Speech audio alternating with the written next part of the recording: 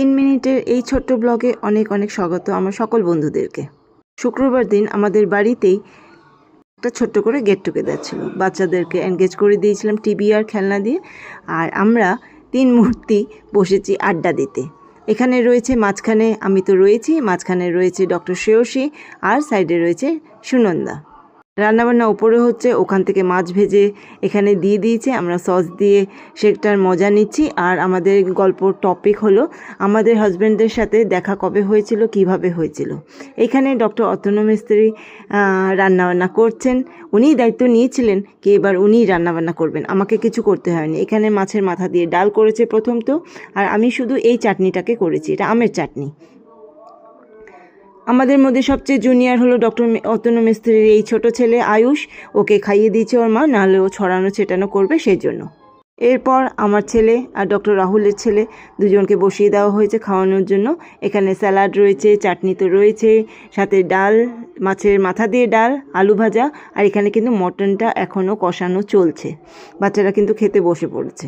আর এদিকে আজকে এত পোকা ছিল, ডক্টর রাহুল মণ্ডল কিন্তু ওখানে ফ্ল্যাশ লাইট মোবাইলে জ্বালিয়ে হেল্প করছে ডক্টর অতনু মিস্ত্রিকে যাতে রান্নাটাও পুড়ে না যায়।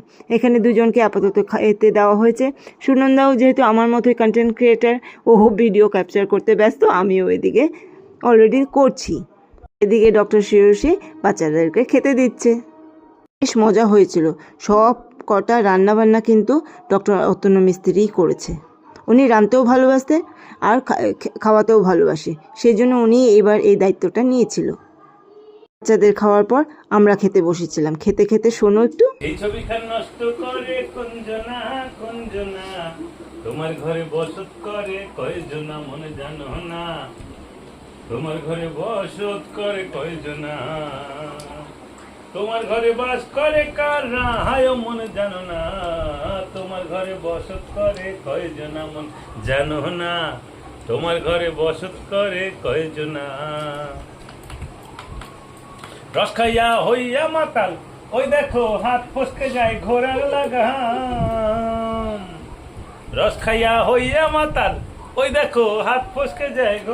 আমার এই ব্লগটা যারা দেখছো তাদেরকে অসংখ্য ধন্যবাদ জানাই। ডক্টর অতনু মিস্ত্রির গানটা তোমাদের কেমন লাগলো প্লিজ কমেন্টসে জানিয়ে যেও। আজকের ব্লগটা এতটুকুই, আবার দেখা হবে নেক্সট কোনো ভিডিওতে। সবাই ভালো থেকো, সুস্থ থেকো। আরও এরকম ছোট ছোট মজার গল্প তোমাদের সাথে যখন পারবো ছোট ছোট ব্লগ করে তোমাদের সাথে শেয়ার করব। ভালো থেকো, সুস্থ থেকো, আবার দেখা হবে। টাটা।